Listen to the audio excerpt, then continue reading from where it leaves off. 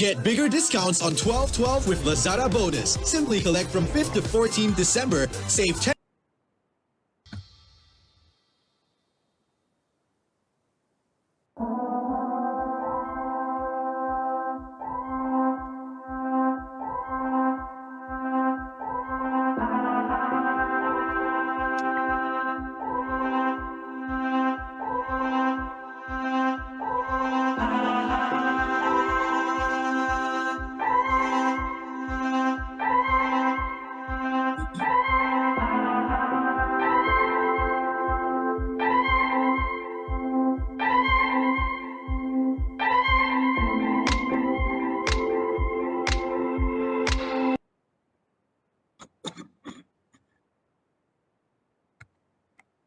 A very good morning to all. Please allow me to facilitate the program here in English. We would like to send a warm greeting to all of you. Welcome to Warehouse Management System Issues and Challenges. Ladies and gentlemen, before we begin, participants are also reminded to scan the QR code for the attendance purpose and fill in the 3 secret codes in Google Form provided at the end of the session. Please be informed that there will be the Q&A session. For those who have questions, kindly drop a question in the chat box or comment section in Facebook Live. Your cooperation is highly appreciated. My name is Vinis, and I will be your MC for today. First of all, guests are reminded to mute your mic to avoid interruption, and please switch on video camera throughout this session. Now, our first secret code is put away and picking. I will repeat again. Our first secret code is put away and picking. Before we start, let's begin our event with the national anthem Negaraku and Biruwana.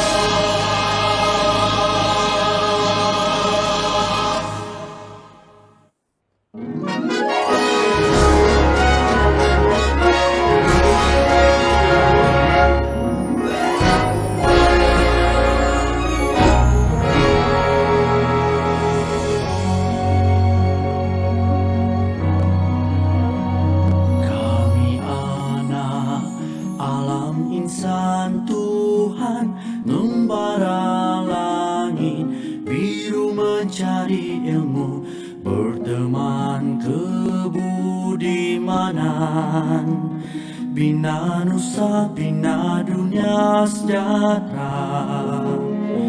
Uni utama ibu yang tercinta, kami doa lanjut usia bahagia. Kami janji hormati pesanmu, ilmu budi dan bakti.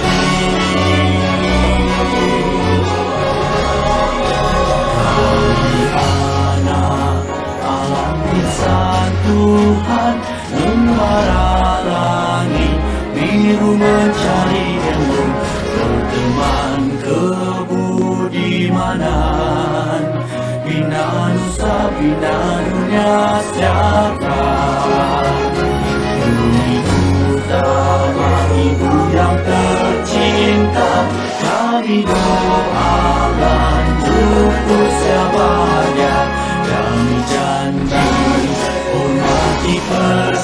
ajaranmu, ilmu budi dan bakti, ilmu budi dan bakti.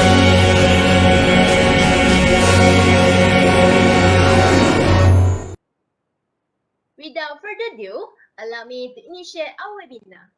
A very good morning to Yang Berbahagia Dr. Kannadasan Nagalingam, Head of Warehouse and Supply Chain Operation in Swift Integrated Logistics Senar Bahar, Penang.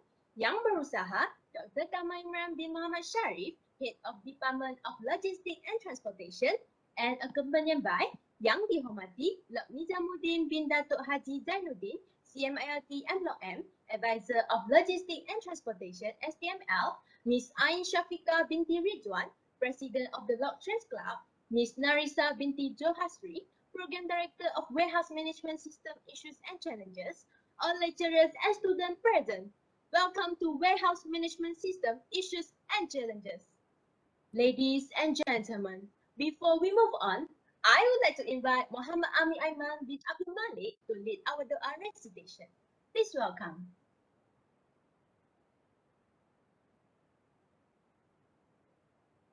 We begin our event with recite Al-Fatiha.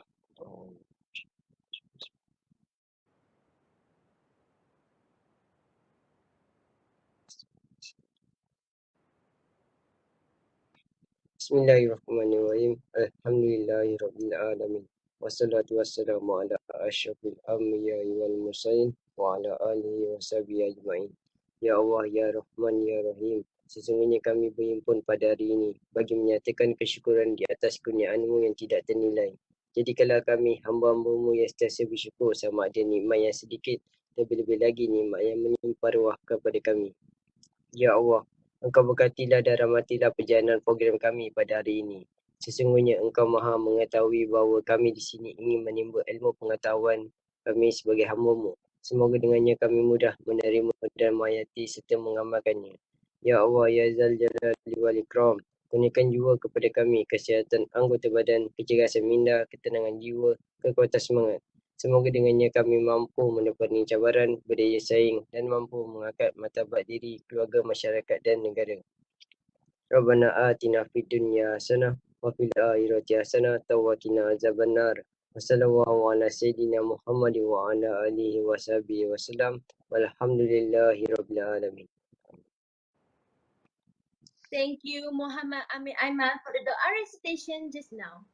Without further ado, I would like to invite Yang Berusaha Dr. Kamal Imran bin Muhammad Sharif, Head of Department of Logistics and Transportation, to deliver his opening speech. Please welcome. Bismillahirrahmanirrahim. Assalamualaikum warahmatullahi wabarakatuh. Alhamdulillahirabbil alamin wassalatu wassalamu ala Rasulillah wa ala alihi wa sahbihi ajma'in. Rabbi shrah li sadri wa yassir li amri wa hlul 'uqdatan min lisani yafqahu qawli. Apa khabar semua? Sihat? Alright, thank you Ms. Chairman Binis, yang diraikan Dr. Kannadasan, Head of Warehouse Supply Chain Operation, Swift Integrated Logistics Senar Bahar. I think Penang branch, Doctor. Academic members, Secretariat of Logtrans Club, my respective students, ladies and gentlemen, Assalamualaikum, salam sejahtera dan selamat pagi semua sekali lagi. I'm glad today with us is Dr. Kannadasan, the Head of Warehouse Supply Chain Operation of Swift Integrated Logistics, that is going to talk and share with us on warehouse management system, issues and challenges. On behalf of the Logistics Department, School of Technology Management Logistics, again, I'd like to thank the students of the Logtrans, the committee, who continue to be active in sharing knowledge with the industry player amid the challenges of pandemic COVID situation. Yeah, ladies and gentlemen, why this topic is very important? I think warehouse recently increasingly dynamic environments, especially in the era 21st century, global supply chain. Warehouse management is commonly associated with basic challenges such as accuracy, cost control, efficiency, cleanliness, safety and security, and many more. Yeah? The best approach for longevity and sustainability for the warehouse when dealing with these challenges is by ensuring we have a flexible and scalable processes in place that abide by the industry best practices. Ladies and gentlemen, for businesses that deal in the third-party logistic, warehouse management system or software plays a key role in their operations. Unfortunately, it's not always easy to pick the right one. I think Dr. Kannadasan might know well about this, and he's going to share his views about this. Yeah, there are several different types of warehouse management systems. I think you have learned inside the class also. Yeah, and a huge numbers of options within each of these categories.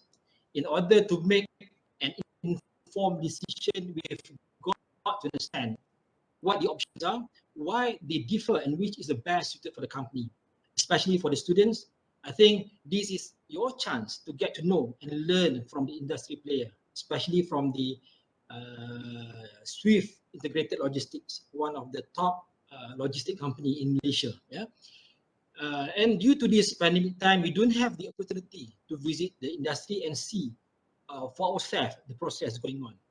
Therefore, I hope that today we will hear scholarly sharing from the expert in the warehouse supply chain and how we as a student, academics can understand what the role should be played and subsequently prepare for the challenges in the future.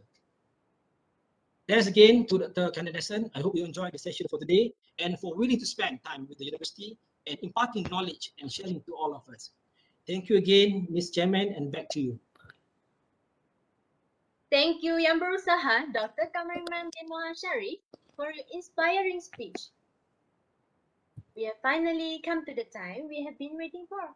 Before we go any further, let's get to know a little bit about our speaker, Yang Berbahagia, Dr. Kannadasan Nagalingam. Dr. Kannadasan Nagalingam has been the head of warehouse and supply chain operations at Swift Integrated Logistics Sdn Bhd in the Penang for the past 6 years. In 2010, he was also the warehouse manager at MIC Integrated Logistics Sdn Bhd in Penang. Dr. Kanna has also worked as a warehouse and distribution operations manager at MIC Petronas Lubricants Sdn Bhd in Melaka in 2007. Besides that, he also worked as the manager oil and gas downstream at MIC Berhad in KL and MIC Integrated Logistics Sdn Bhd in Kelang and Kuantan in 2002. In 1992, he also worked at MIC Haulage Service Sdn Bhd in Penang and EXCO as supervisor, executive, senior executive and haulage operations, sales and marketing, and also business planning. He also graduated with a degree of marketing at Royal Chartered Institute of Marketing, London, UK in 1996. He also has a Master of Business Administration, MBA, in 2004 at the University of Western Sydney, UWS in Australia. Dr. Kannadasan Nagalingam is also one of our alumni and completed his Doctor of Business Administration, DBA, in Universiti Utara, Malaysia. Dr. Kannadasan Nagalingam, also a graduate member MPMA and Certified International Logistics Manager at International Professional Managers Association, IPMA UK in 2018. Now, our second secret code is loading and shipping. I will repeat again, our second secret code is loading and shipping.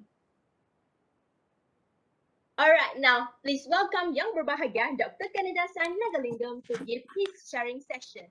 Please welcome. Okay, thank you very much. Thank you very much to the MC, Miss Vinis. A very pleasant morning to everybody, and also warm regards, especially to our respectable MC, Miss Vinis, and respectable Dr. Kamal Imran, the head of Department for Logistics and Transport in AUM. Also respectable Associate Professor, my guru, Dr. Herman Shah is there. Hi, Doctor. And also fellow professors, doctors, and academicians, and also respectable students and beloved students. And welcome to everybody for today's session on warehouse management system. We'll be looking into issues and challenges And apart from issues and challenges, I will also added on a role beyond storage. As what Dr. Kamal has mentioned just now, the role of warehouse has multifaceted now in the modern world. So I'm going to also touch a little bit about the role that is beyond the storage. Warehouse is not only for storage, it is also facilitating a lot of areas of trade in the industry. Okay, I'll be started sharing my slides as we move along. Just give me a minute.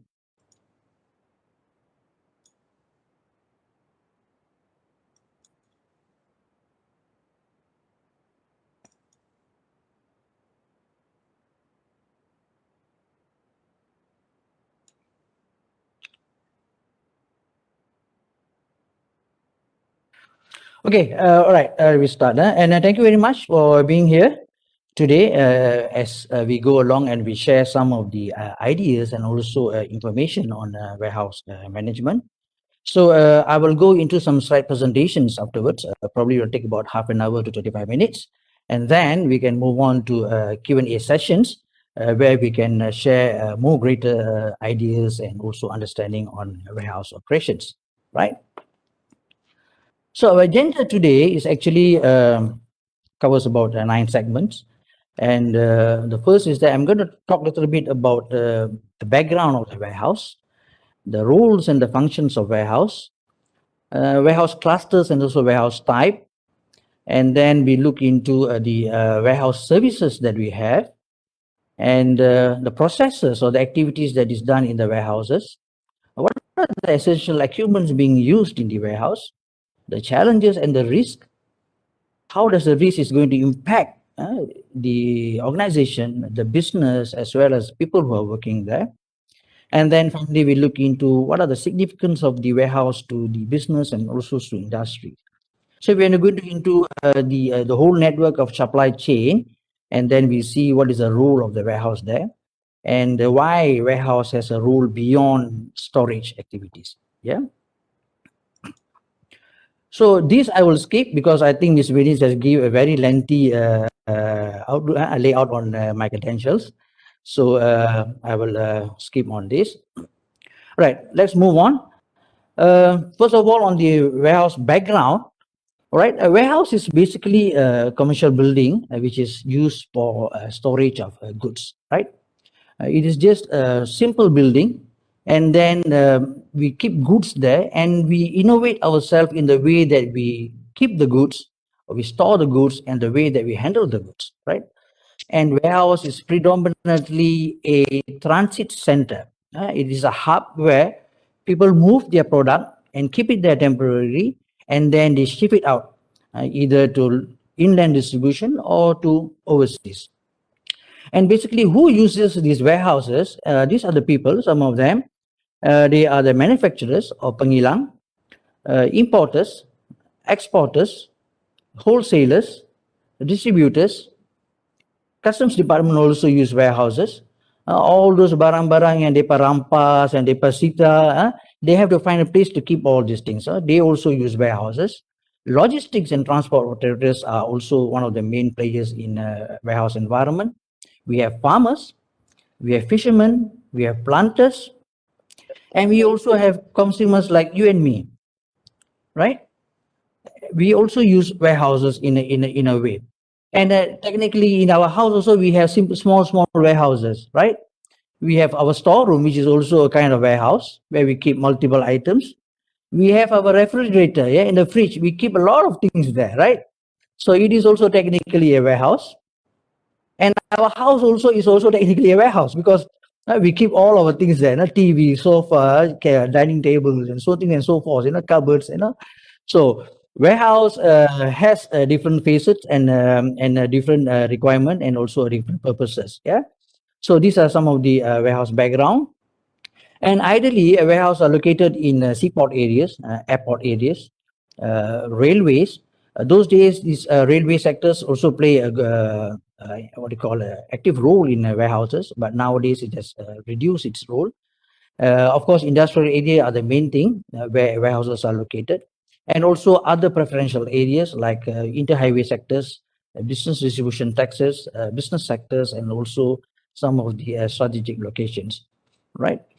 And the principal function of warehouse are very simple. There's only three, right? Number one is you look into the storage function, where you keep the product safely in the warehouse, and you keep them in designated storage areas, so that the products are not mixed and it's easier to handle. Yet, in terms of handling, you will basically look into the way that you handle the product, how you load the product, how you unload the product, how you move the product from one area to one area, especially from storage areas, and you have the WIP process, which is work in progress process, whereby before the products leave the warehouse, sometimes you have to do some rework. You have to do some repacking, you have to do some repalletizing, and some other activities that is required by the customer. And the third principal functional is that the information flow in the warehouse system itself. When you receive the cargoes or the goods, what kind of records are being disseminated? When the product leaves, or it's called outbound, what kind of records are being given to the customers? And how do you do order fulfillment? What kind of information do you have with your customers in order to make sure that the order that the customers want is fulfilled? How do you do your inventory or your stock report? And when you pass it to the customers, if the customers comment, how do you look into all this information? And also, how do you do your stock count or your stock report, your stock audit, yeah, at the end of the day? So all these are some of the main functions of the warehouse operations, yeah. Warehouse has three main clusters. If you look into the some of the clusters and segments in the warehouse. So these main three clusters are, number one is the general warehouses, or what we call as a non-bonded warehouse. Number two is bonded warehouse. And number three is customs preferential authority zone warehouses. Okay. Now these warehouses are predominantly in special industrial area like free trade zone, free industrial zone, free commercial zone, licensed manufacturing warehouse LMW, or they are in free port zone like in Langkawi and Labuan and things like that. Or alternatively, they are also stated in the duty-free zones. Duty-free zones are normally, you can see them at border areas, like Thailand border as well as Singapore border, right? So these are the clusters of warehouses. Now, the non-bonded warehouse and the bonded warehouse, the differences is that the bonded warehouse are actually monitored by the customs authority, compared to general warehouses, which is a non-bonded warehouses. Those are not authorized or monitored by the customs authority. Now, why customs authorities comes in? Because the bonded warehouse preliminarily keeps cargo that is exempted from duty and taxes, or alternatively, the duty and taxes is not paid yet. So because the duties and taxes are not paid yet, the custom officers actually sits in the warehouse to monitor the movement of goods. Takut orang lari cukai, right? So this is the reason why the customs officers are in the bonded warehousing. Right, the segments in terms of warehousing, there are three segments. Number one is that the manufacturing warehouses, the warehouses that is in the factory itself, the manufacturing factory itself.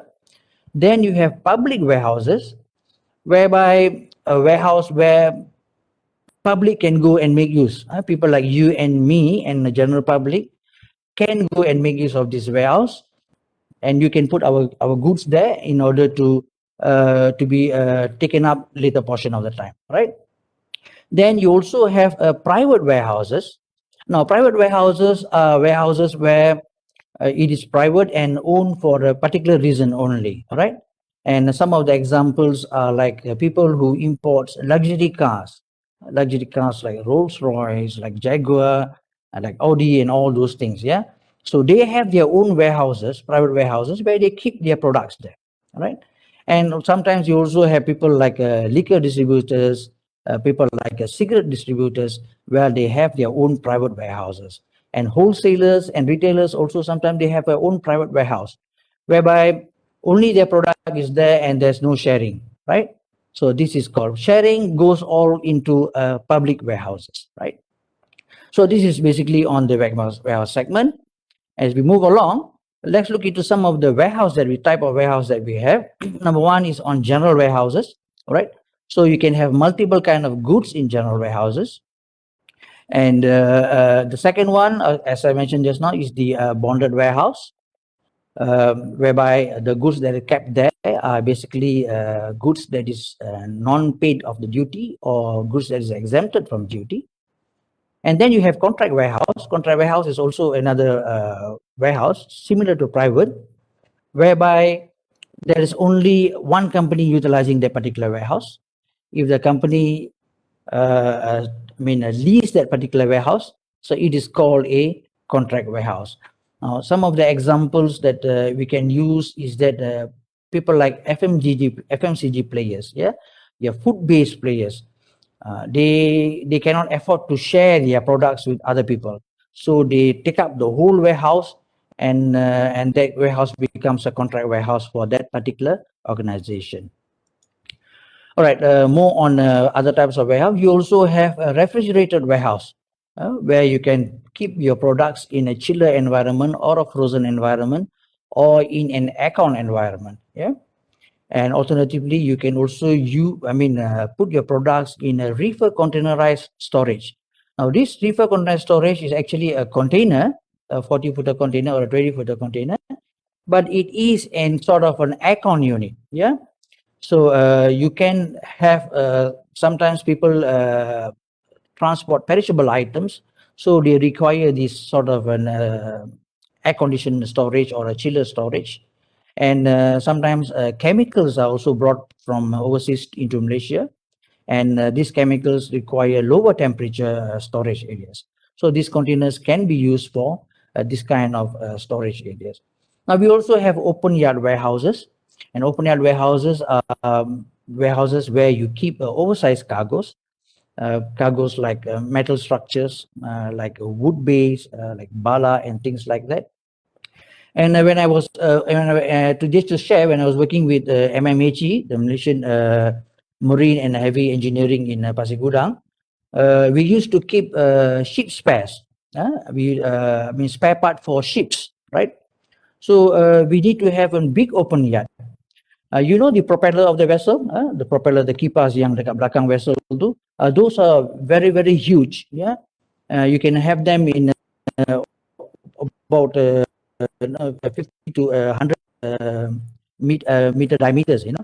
So you need to have a very big space. So this kind of open yard will be the best place for us to keep. All right, moving on. We also have bulk warehouses. Bulk warehouses are warehouses where you keep raw sugars like corns and the chemicals like sulfur. These are in a bulk environment, right? If you walk into kind of you can see timbunan of like a bouquet of all this. If you can see some of the things here, right? So it is like a mountains of small mountains of goods. Yeah.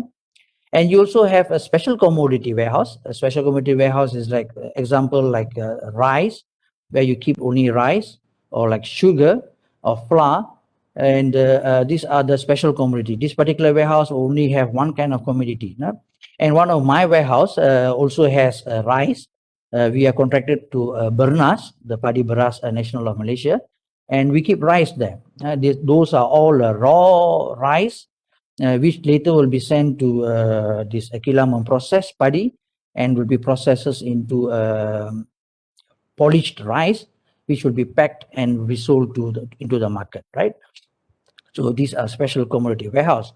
Now we also have institutional warehouses. Institutional warehouses are very much confined to financial institutions like banks, whereby they have a warehouse where they keep all their valuables, and it is pretty much a security warehouse. Yeah. So let's move on to some of the services that we have in warehouses. The first services that we have obviously is on storage services, whereby we store all the cargoes. If you look at some of the pictures that are given to you, right? You can see what is the layout looks like in the warehouse. And then the second one is on handling, how you handle this product. When you bring in the product, from bringing it down from the truck or the container. You send it to the location area for storage, and then you bring it back, and it is being loaded again into a container or trucking and sent out to the customers. Now, the third will be on stuffing and loading, or loading of containers, where you use the like equipments like forklift, and you load them onto trucks or onto containers. The fourth one will be unloading. It's the other side of the loading and loading processes. You unload the product. So this can be done in both ways. You can use equipment if the products are palletized, or if the products are in loose, then you have to use manpower to unload them. And the other services, the fifth one is on order fulfillment. Order fulfillment here means that if the customers wants multiple items, right, especially in FMCG areas, for example, if you're looking into products like shampoo, right, you have various kind of shampoos. You have anti-dandruff, you have oil hair, dry hair, so many various kind of shampoos. So when it goes to the customers, customers will have multiple items. Yeah, customers want probably 10 packets of dry, 10 packets of anti-dandruff, and 10 packets of conditioners and so things and so forth. So we have to pick these according to the customer's requirement. So this is called order fulfillment. And all these are packed into one box or into multiple boxes, and then it is shipped to the customers, right? Okay, we move on, and then the sixth one will be on cross-docking. Cross-docking means you transfer the product from one truck to another truck without entering into the warehouse area or the storage area, all right? So that means one truck A comes into the warehouse, we take out the product from the truck, and then we load it back into truck B and truck C that is waiting there. So this cross-docking normally will happen whereby bigger trucks comes in, and then the products are disseminated into smaller trucks so that it can be distributed to various locations. And one of the good example is that it's like product like Watson. We are also doing for Watson, whereby the products comes in a bigger truck from its hub in Shah Alam, and then when it comes to northern region into our warehouse, Swift warehouse, and then these products are disseminated into smaller trucks, and these smaller trucks take them to the various locations in a northern region, right? To some to Penang, some to Kedah, some to Perlis, and some also to the northern part of Ipoh. So this is called cross-docking, whereby the products doesn't really enter into the storage area in the warehouse, but then in the loading bay itself, it is being disseminated and delivered out. Now the other services is like a repalletizing. Sometimes you have to repalletize the product.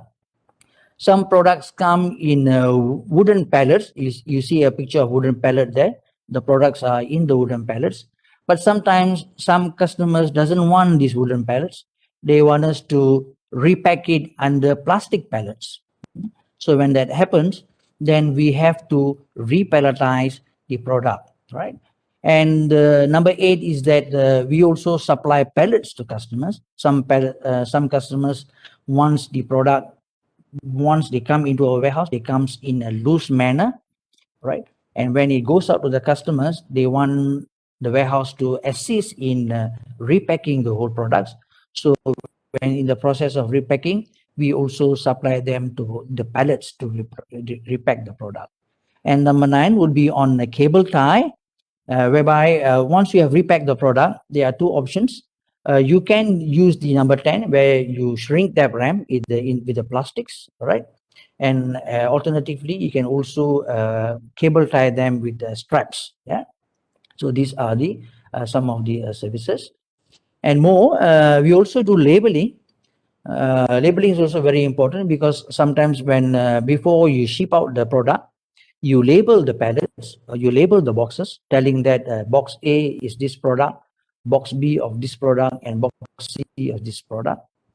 And in some warehouses, we also do kitting processes. Kitting processes means that you do some part assembly. Like if you example is that if you buy a handphone, The wire comes differently, the what do you call, the plug comes differently and things like that. So we pack it into a one packet and then we put it into one box. This is called kitting processes. Yeah. And number 13 will be a break bulking. Break bulking means it will come in a bigger, larger palletized, then you break bulk it into small packings, right? This is also very, what do you call it, very pertinent in FMCG industries. Like I can give you some examples like food packing. If you're buying a Maggi mee, right? So when we receive this Maggi mee, multiple flavor, when we receive pellets, we will receive pellets on one flavor. If it's ayam, then it's ayam. If it is curry, then it's curry. If it's asam laksa, then it's also asam laksa, right? But then not all customers want one pellet. Sometimes you want to go to the mini markets, right? They want a multiple number of items. So we have to break bulk it. We have to take out some of the boxes from the laksa, asam laksa, some boxes from ayam, and also some boxes from curry. And then we repack them and repalletize them under another pallet to be sent to the customers. We also do some repacking work, whereby normally we repack them from also from bigger pallets to smaller pallets, or bigger quantity into smaller quantity. And we also do rebagging. Rebagging normally happens is that when you receive products in what we call as jumbo bags, big bags. Each bag will probably about 1 metric ton, and then we rebag it into smaller items, like 25 kg bag, 10 kg bag, or 50 kg bags, right? So we do this kind of rebagging in the warehouse, depending on your customer's requirement. All right, that's on warehouses. Now let's look into some of the processes or the activities that we have in warehouse. Yeah. Now the number one process is what we call as docking process, or easily to be known as parking process. Yeah. Because when you enter the warehouse, you have to park your containers or your truck at a designated area, right? You cannot be parking at various areas, right? And when you come in, there are specific place or specific loading bay where you are assigned to park your product, so that this loading bay is ready to undergo the process of unloading or loading of the product, right? So obviously the second process will be receiving process, where you receive the cargoes. Yeah, you use the forklifts or you use the pallet trucks to go into the container or the trucks and retrieve the cargo from the trucks and put them in the floor of the warehouse, right? So this is called receiving processes. And the third process is what we call as storage, put away or storage process. Once you receive this cargo, then you assign them into a storage area. You bring the cargo from the loading bay area, and then you send them to a storage area, a designated storage area. All right. So that would be the process of put away or storage. Now the fourth process will be what we call as picking processes. This process will start when customers orders from you. They say, I want a product, I want Maggi mee with ayam flavor. So when this happens, the warehouse persons will go into the places where the product is stored, and then they pick down the product. They pick it up, pick it down, and bring it down, so that we can do the next process, as what we call as work in progress process. Here, what we do is that we repack them if it's required. We do some labeling work, and we break bulk them if it's required. So this is the area or a zone where we do some additional reworking activities, right? If reworking activities is not required, if the customers wants the whole pallet or they want many more pallets, then the whole thing will be shipped without any work in process, right? And the sixth process will be on the delivery process or the shipment process. Once the product is picked, once the product is packed, and the product has undergone some documentation work, this product will eventually be loaded into the trucks or the container, and it will be delivered to customers in Malaysia or in overseas, right? Now, the seventh process will be on the inventory management process, where in the inventory management process, basically we look into the inventory reports, how much stock we have, how much stocks that comes in, and how much has gone out.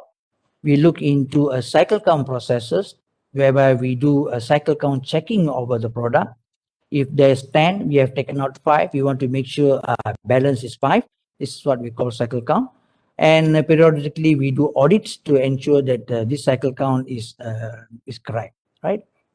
And some of the equipments and tool that we use also under has a process, especially the warehouse, the forklifts, the pallet jacks, and also the pallets. Right, we have some processes that we have to go through. And number 9 will be the housekeeping process. Housekeeping process is also a very important process because as you can see there, it is the first principle towards safety. A clean and arranged and a proper managed warehouse is a safe working environment, right? So housekeeping is a very important process in warehouse operations. All right, now let's look into some of the essential equipments that is being used in the warehouse. Number 1, obviously, it is racking, right? I'm not sure of how many of you has actually visited warehouses, right? But I'm pretty sure as a student, most of you wouldn't have had the chance to visit warehouses. But nevertheless, this is how rackings looks like. These are structures where it is built for you to keep all your pallets, yeah, so in this manner, right? So number 2 will be material handlers, tools or equipments that we use, like forklifts, pallet trucks, reach trucks, and also pallet jacks. So these are some of the equipments that we use in the warehouse in order for us to carry the product from one end to another end. And we also have pallets. We have wood-based pallets, and we also have plastic-based pallets that is being used. And the others are what we call as dock levelers. Dock levelers are a platform that is being used for us to load and unload products from the truck. Because between the wall of the warehouse and also the body of the truck, we need to have a platform that can be used for forklifts to travel inside that trucking or the container in order to bring out the cargoes, right? Alternatively, we also have a mobile ramp, right? In certain warehouses, they have additional equipment like this mobile ramp, which they can use to bring down or load the containers. And we also have a conveyor environment in warehouses. Some warehouses will use conveyors to transport the products from the picking area to the work in progress area, so that you save time in terms of traveling with the forklifts. Yeah, so this is all being done. And moving forward, we started using automations in warehouse environment. We have AGVs, automated guided vehicles. These are vehicles that you put your product on top of the vehicle, and the vehicle will travel. And the vehicles are system orientated, and they travel by the use of RFID and also sensors, yeah, in the environment. Yeah? So it will help to lower or reduce the use of forklifts in the warehouse environment. And moving forward, you also have what you call an automated storage and also automated retrieval system, where the products are completely controlled by the systems and also on robotics. They does the storage for you, and they does the picking for you based on the information that is being fitted into the systems. Yeah.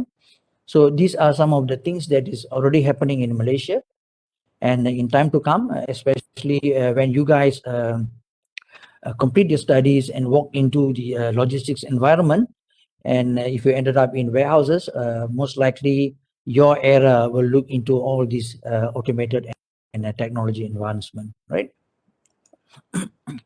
So let's look at some of the challenges and risks that we have, right? Some of the main challenges that we have is that the lack of awareness in terms of safety in warehouse operations.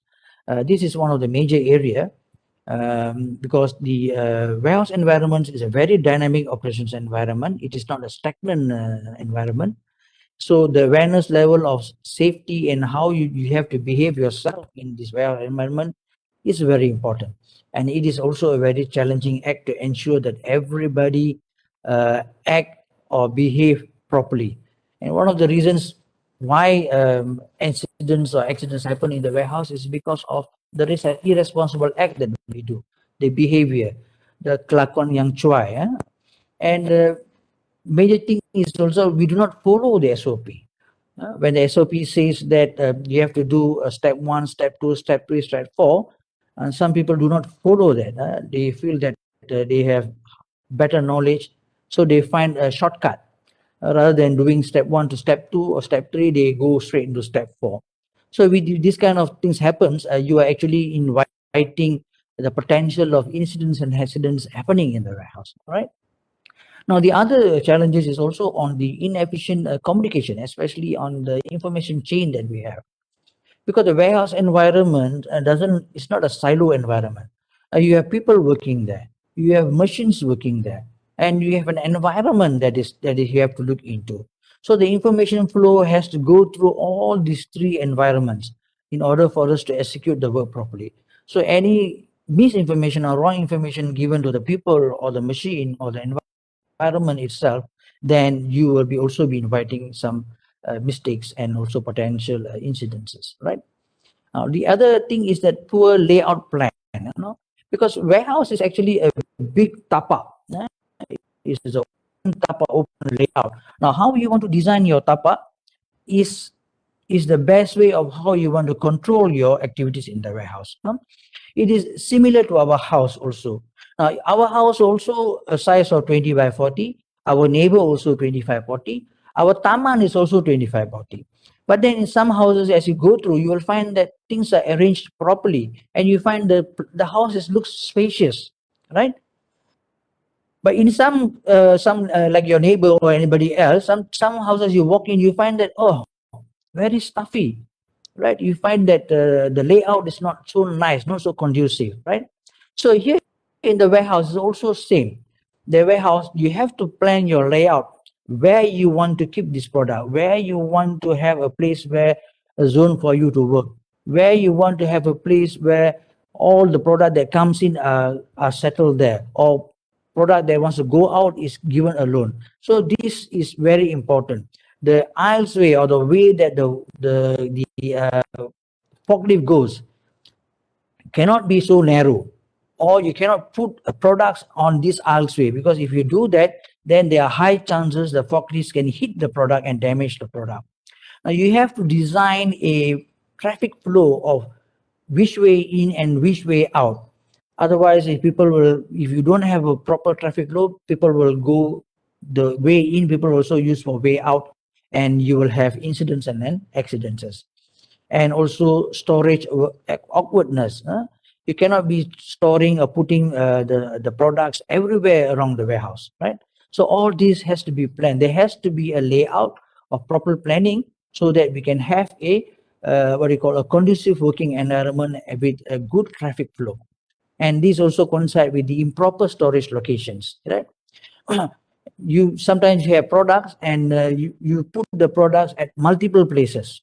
So what happens is that later when you want to pick the product, you have to travel to many places in order for you to pick the product. So this will help to ensure that the time is saved whenever you're doing the operations. And we also have globalization effect. Because of globalization now, the warehouse has taken up multitasking. All right, it is not just to bring in the cargo, store the cargo, or to take out the cargo. Nowadays, a lot of other functions. We need to do a lot of multitasking, like repalletizing, labeling, and not only that, updating into their system, customer system, and our systems, so that everybody will have a live inventory reports. And this globalization has also changed the way that warehouses are managed today, because warehouses has become the forefront of supply chain now, and we are looking into 3PL services, 4PL services, 5PL services, and now even up to 10PL services.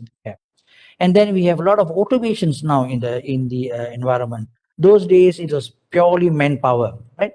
But now we have manpower plus automations or equipments that being used, and we are using systems to assist us in terms of warehouse operations.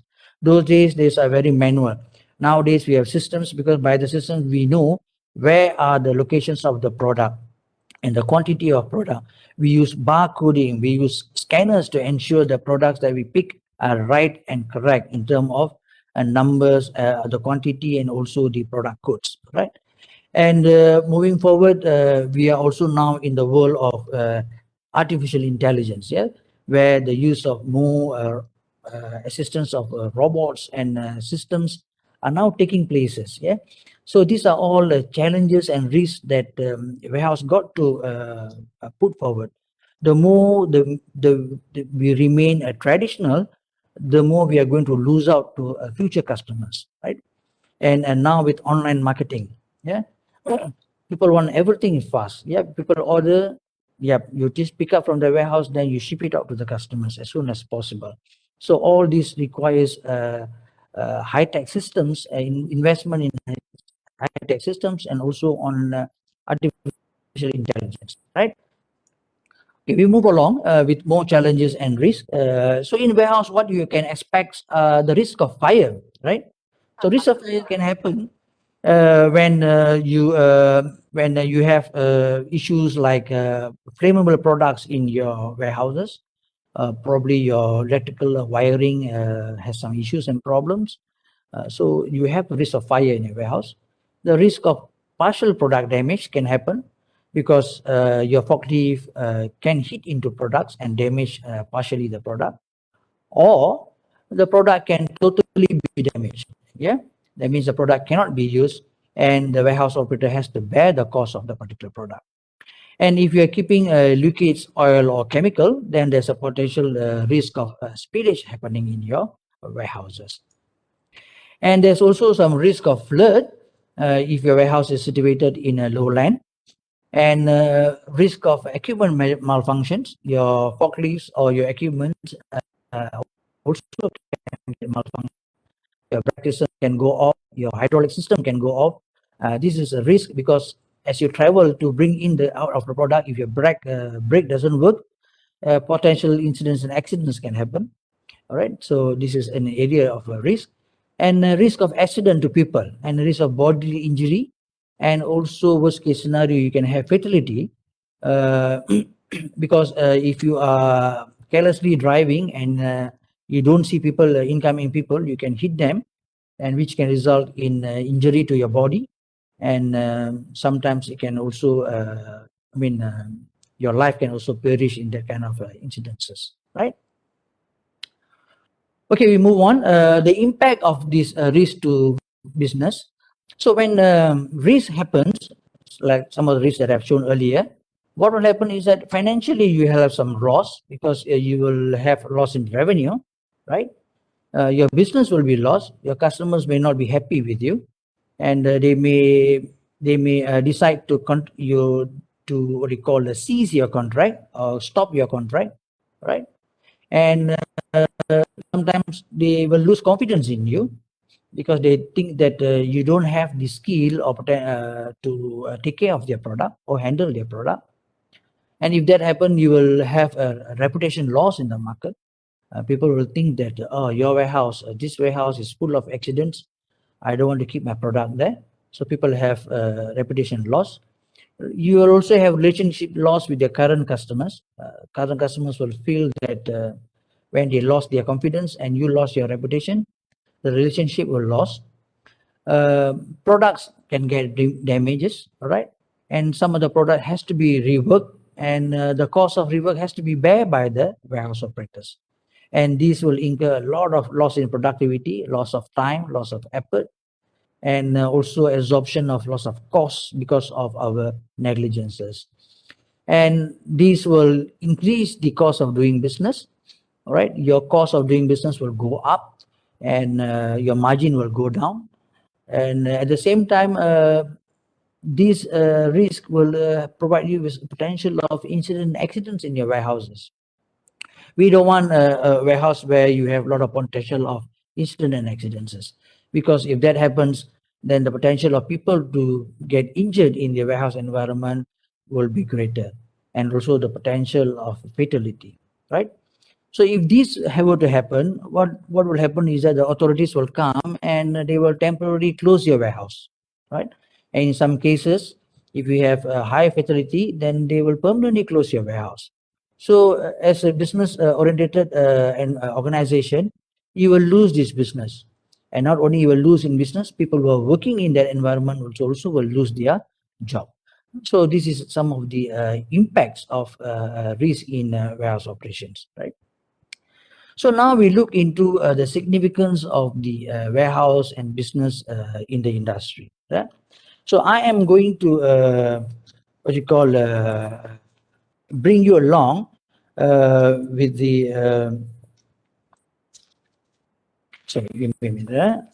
I'm going to bring you along with the in the network of a supply chain, and where does this so-called warehouse is going to be and how it's going to support the industry. And then we look into some of the roles that the industry facilitates or the warehouse facilitates beyond the scope of storage itself, right?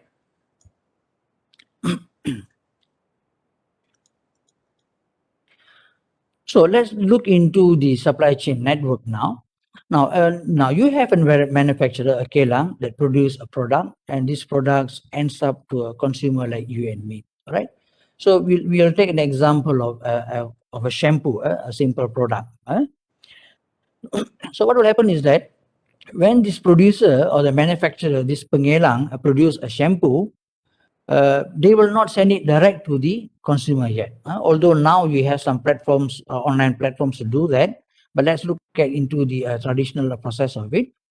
And the manufacturer will first of all sell it to the wholesaler, right? And the wholesaler will sell it to the retailers, and the retailer will then send it to like supermarkets, mini markets, or hypermarkets, so that customers like you and me can go and buy them, right? So similarly, what happened is that for the manufacturer to come up with the shampoo, they also need the suppliers who can provide them with raw materials, right? In order for us to make the shampoo, probably we need some kind of a chemical, some kind of cream, some kind of detergent or soap, some water, and maybe some other multiple products, right? And in order for the manufacturer to make the shampoo, they have to rely on suppliers. And you may find that there are suppliers who are multiple suppliers, probably. One supply you with a cream, one supply you with some chemical additives, one supply you with some treated water and things like that. So you will have first tier supplier, second tier supplier, and also third tier supplier who supplies raw material to you, and then you make the product of shampoo, then you give it to the wholesaler to supply to the retailer, and the retailer will supply into the consumers market, right? Now, when this happens, there may not be only one wholesaler, so the manufacturer will also appoint multiple wholesalers, right? So maybe they will have one wholesaler in the northern region, one wholesaler in central region, one in southern, one in eastern, and one in maybe East Malaysia, Sabah, and also Sarawak. So when this happens, you will also have multiple retailers, right? So each warehouse wholesalers or the wholesalers will appoint multiple retailers to distribute their product to the customers, right? So similarly, in this side of the environment is also same. You will also have multiple suppliers who will supply to the manufacturers in order for the manufacturers to make this shampoo and give it to the customers. So the suppliers part portion of supply of raw material is what we call as upstream activities, right? And in the supply chain network, and the distribution of a finished good or the shampoo to the customers via wholesalers and also retailers is what we call as downstream activities. Okay. So when you have this kind of what do you call a scenario, the supplier to the manufacturer is what we call as procurement management, right? And from the manufacturer to the wholesalers is what we call as distribution management in supply chain or logistics environment. And from supplier to the manufacturer and also until the wholesaler is what we call as material management, whereby you as a manufacturer, you manage your product or your material of raw and also finished goods. All right. And from the wholesaler, from the manufacturer to the wholesaler and also to the retailer, until it reaches to the consumers, it is what we call as logistics management. Okay. And finally, if you look into the whole processes of upstream activities until the downstream activities, this is what we call as supply chain management, right? So this understanding is very important for all future logisticians like you guys, right? You need to know what is upstream activities, raw mat and suppliers, and what is downstream activities. That means finished product in the process of going to the customers in multiple channel of transportations, right? So this whole process is what we call as supply chain management end to end. All right. So where does warehouse comes in here?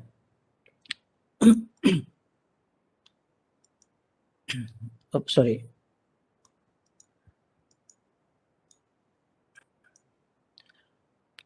So the yellow portion that I've shown in the diagram are all warehouses. So these are all warehouse zones, right?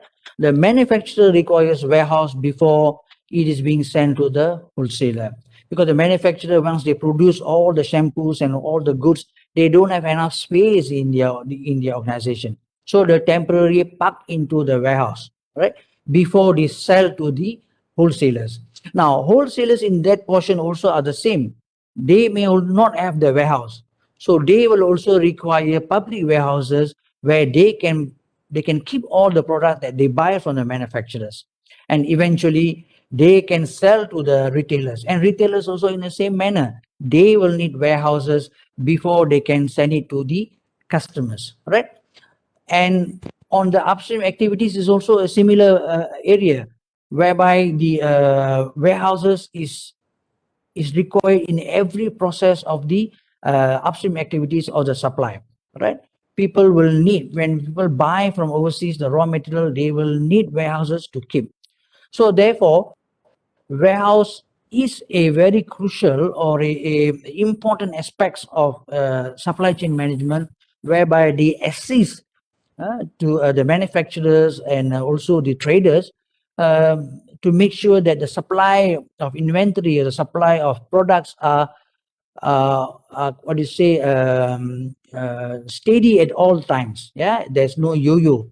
It will helps to make sure that the demand for raw material and also for the demands for shampoo or the end products is there all the time for our convenience.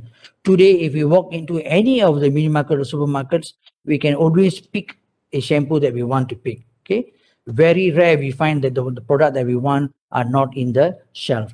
Now, happens because the whole process of supply chain management is done effectively and on time. Okay. So let us look into some of the importance or the role of the storage, which is, I say, beyond the storage.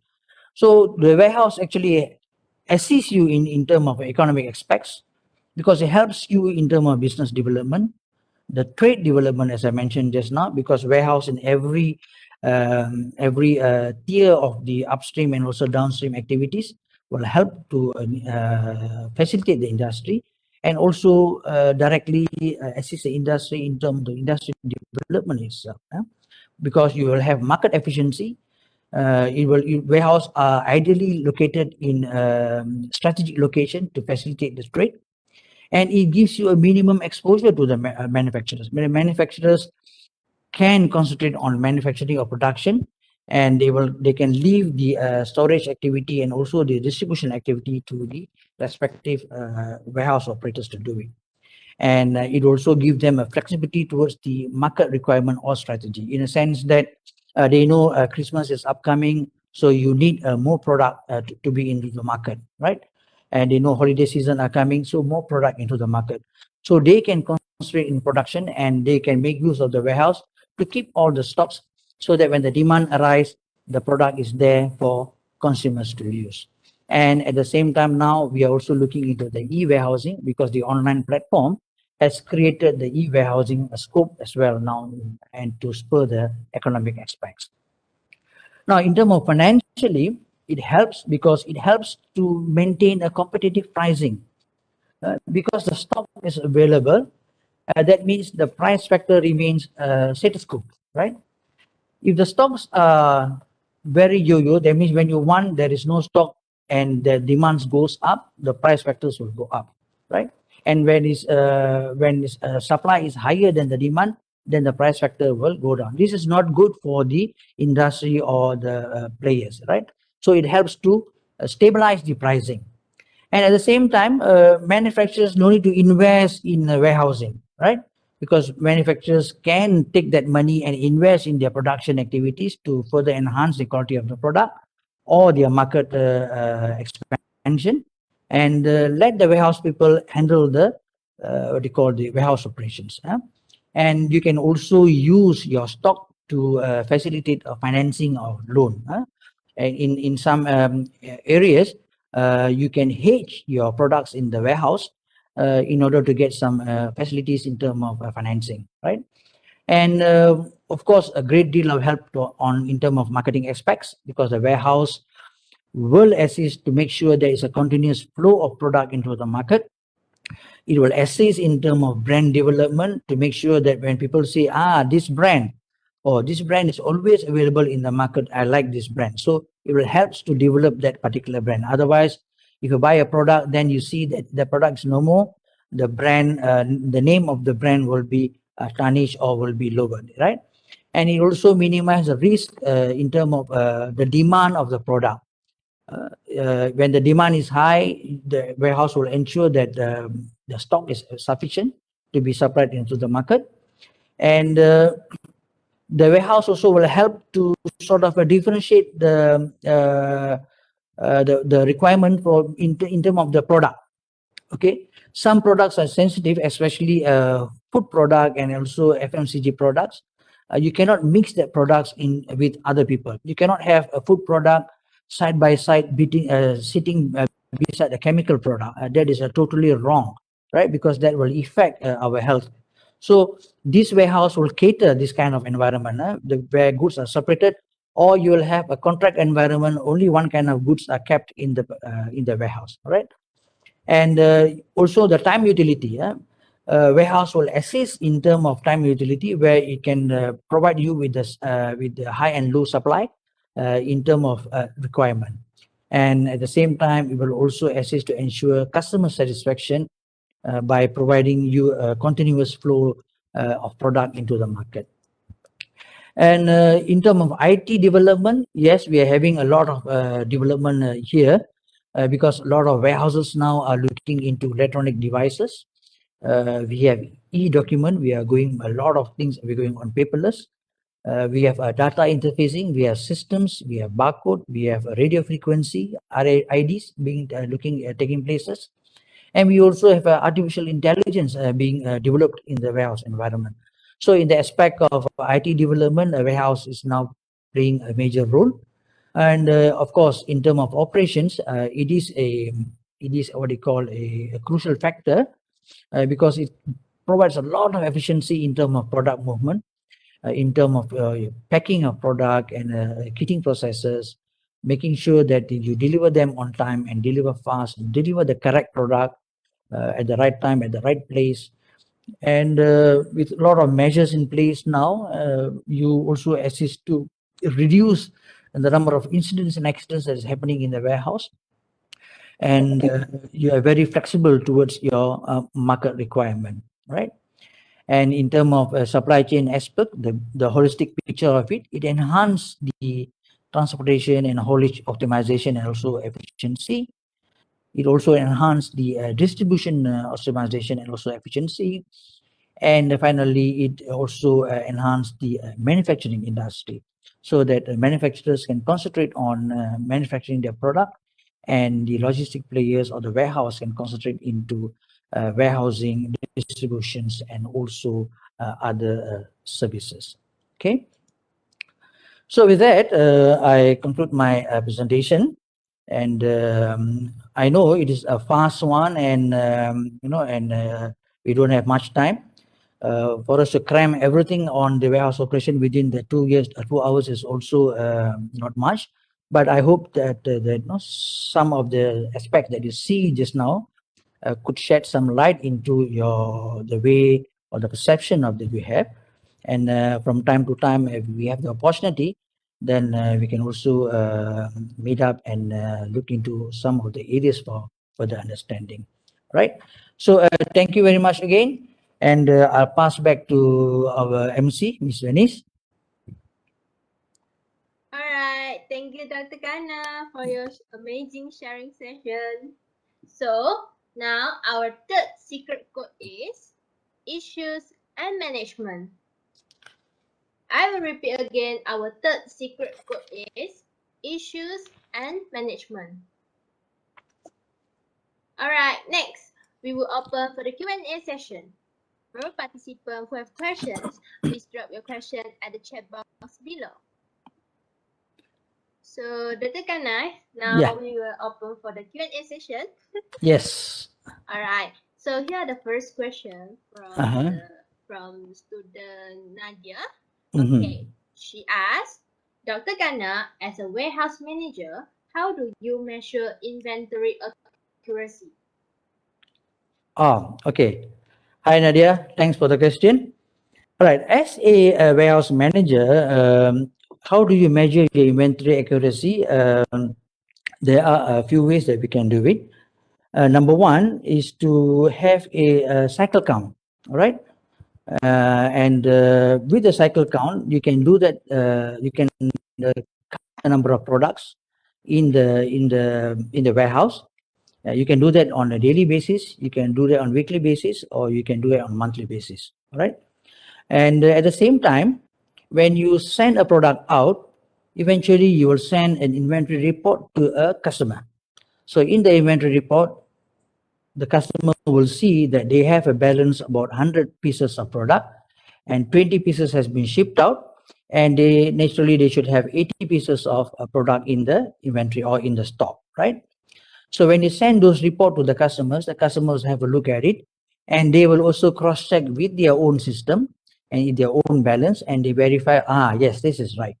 If they say, oh no, this is wrong, my system shows that it should be 70, and how come you are having 80, more than my system? Or sometimes you will have lesser than what is being there. So this cycle count, inventory report, and also year-end stock report are measures that we take into inventory accuracy. And now we also have the use of IT, where we use bar scanners and barcode. And once you scan the product, it itself can be seen what is the number of what we call the product that is balanced in the system for you to pick up.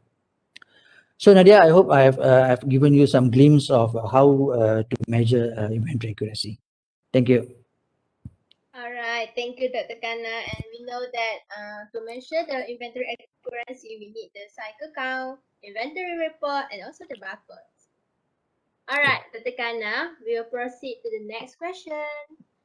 The next question is from student Hakim. He asked, Dr. Kana, sometimes there will be an accident in inventory handling that will require additional costs. So, how does the manager solve this issue? Yeah, good one. All right. Accidents or damage to the product happens. Yeah, and we as warehouse operators, first and foremost, we have to analyze what is the root cause of that accidents or the damage of the product. Now, the root cause can be negligence of our workers, right? And root cause can be the negligence of forklift drivers because while they drive dalam keadaan yang cuai atau irresponsible driving, they may hit the product, and this may cause damage to the product. And at the same time, while you are driving also, speed is also another issue.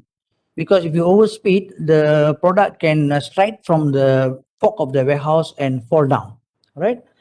And sometimes you have new drivers, drivers yang belum cekap lagi, tak cukup skill lagi. These are the people sometimes are vulnerable to make mistakes, and when they make mistakes, products get damaged, right? And there are also occasions where root cause like rushing.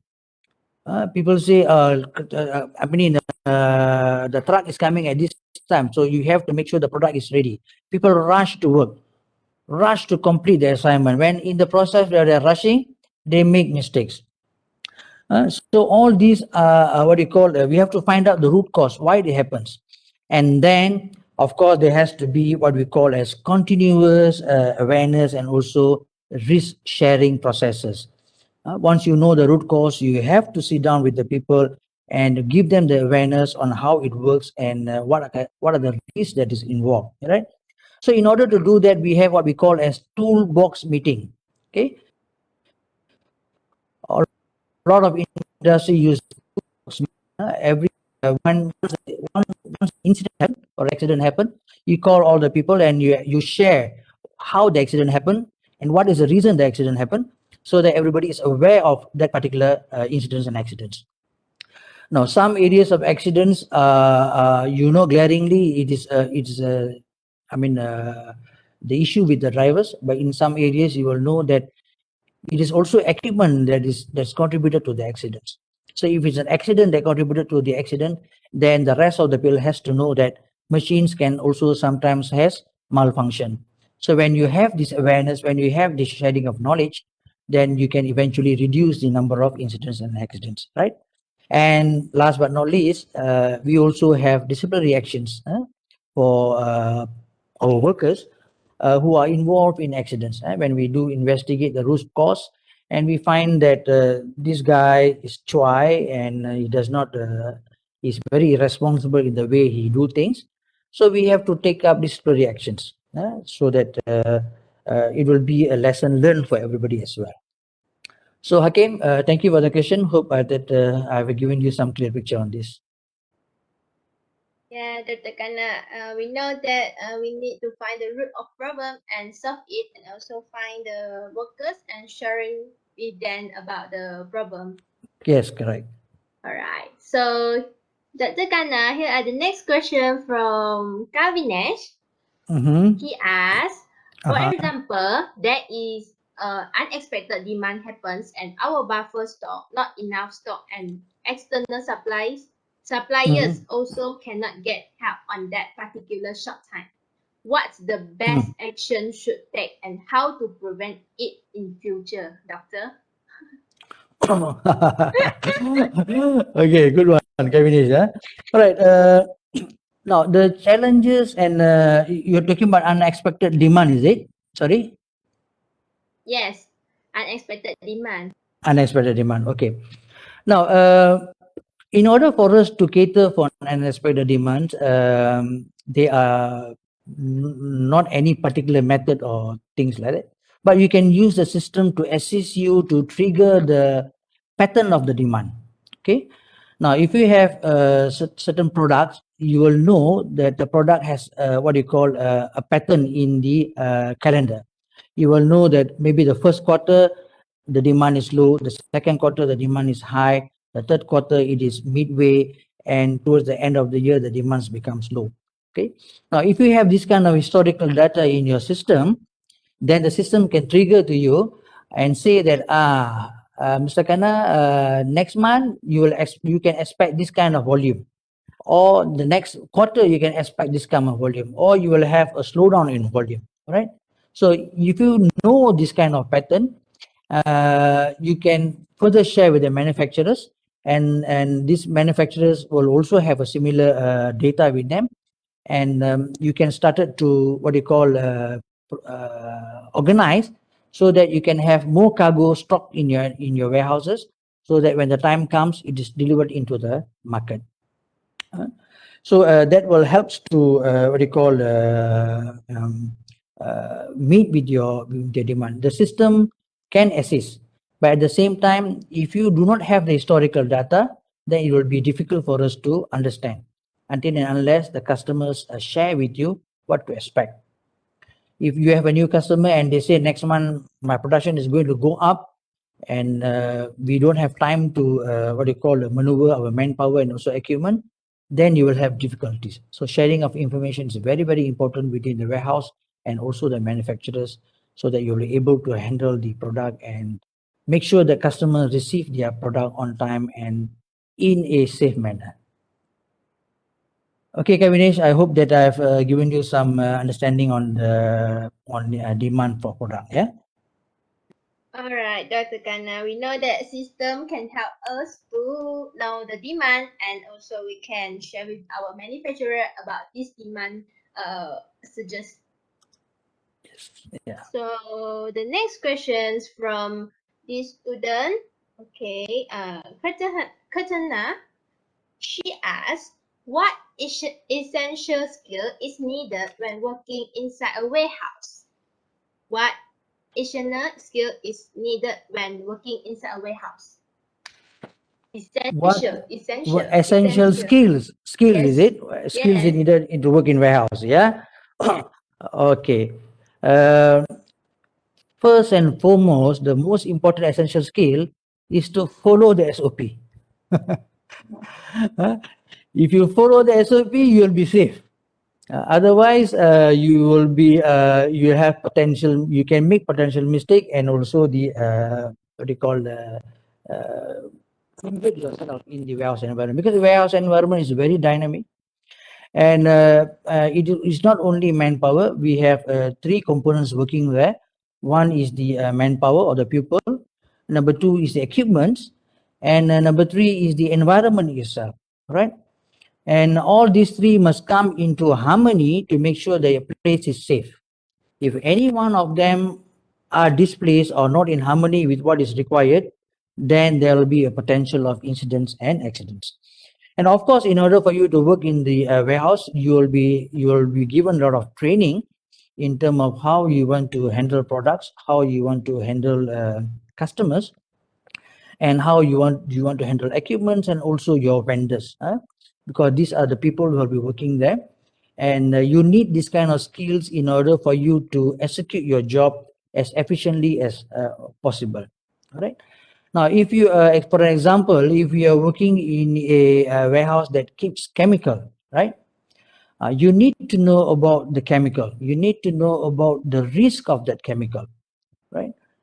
Some chemicals, even you bow the chemical, you can pingsan, right? So you need to know, you need to have training in order before you approach the product.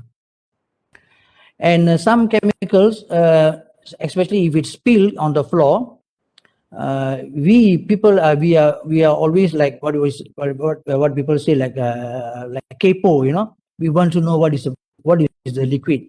So without knowing anything, we go and touch the liquid. So if we touch the liquid, sometimes some chemicals can burn your hand, right? So when you come into the warehouse environment, based on the sector or the segment of product you are working, definitely you will be giving a lot of training on how to handle this product, the product knowledge itself, the customer's requirement, and also the limitations that we have in terms of manpower, equipment, and also your vendors. Yeah. So these are some of the skills that you need in order for you to work in the warehouse. But not to worry, the warehouse nowadays are not like olden days warehouse. The warehouse nowadays are super clean. You can sit down and eat on the floor also, right? And so you will be given adequate training. You can earn adequate experiences, and all you need to have is the right attitude to work, and also as I mentioned just now, follow the SOP. You will be safe and sound. Okay, Kitana, hope that answers you. Thanks. So we know that the most important skill is we need to follow the SOP, and also to ensure the safety place, and also we need to learn some skills and knowledge before enter the work. Like while the training, we need to learn very seriously like that. Yep. Alright. Yeah. Yes. Alright, Kana, we will move on to the next questions. Mhm. Alright, this question is from Jeffrey. Okay, he asks, how does the warehouse store or warehouse store or to handle hazardous and flammable goods? Oh, all right. Okay, I've given you a little bit on that. When you have hazardous and flammable goods in the warehouse, as I mentioned just now, you need to know about the product, right? And one of the best way to know about the product is that each chemical has what we call as CSDS, chemical safety data sheet, or material safety data sheet, MSDS, or they call it CSDS, right?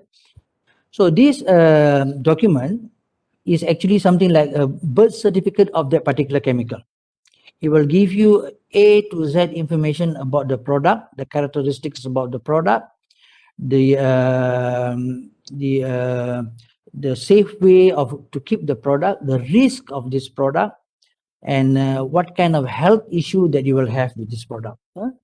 As I mentioned just now, some product, even you sniff the vapor, you can bring sun, right? I do have a chemical warehouse in my organization.